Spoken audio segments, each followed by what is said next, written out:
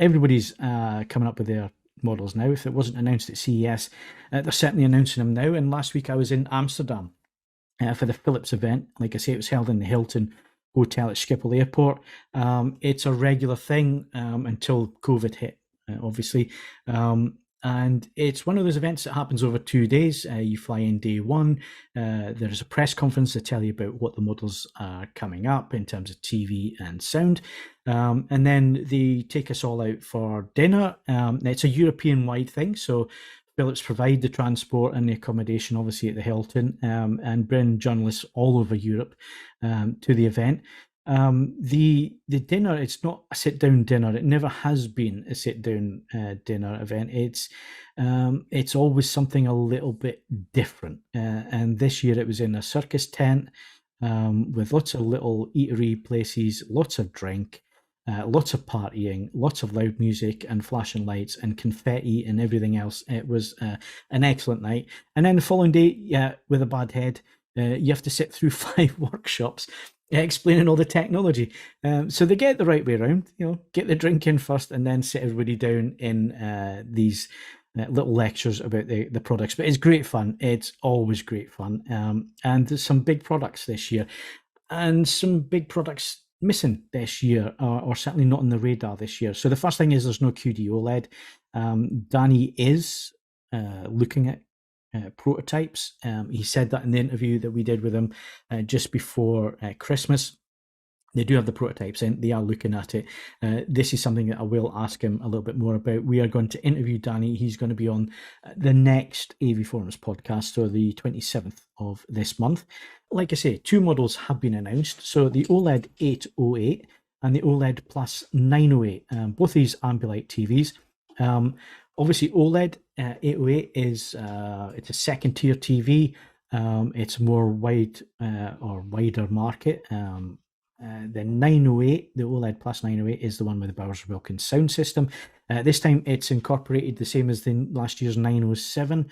I reviewed that on the forums. Go and have a look at the 907. It's a nice chassis. It's all encompassed in the same chassis. It doesn't have a separate sound bar or anything like that. It's a LCR system, so left, center, right. And yeah, it has the new P5 processor, which is in the 7th generation. But it's a single chip, and this is where a lot of the confusion is coming. So Philips normally do a single chip and a dual chip P5 processor. This is a whole new processor that's in this product line for 2023, which basically means that it is using the MediaTek Pentionic 1000 chip. It has 2 HDMI 2.1 ports, full 48 gigabits per second, 3-sided Ambilight.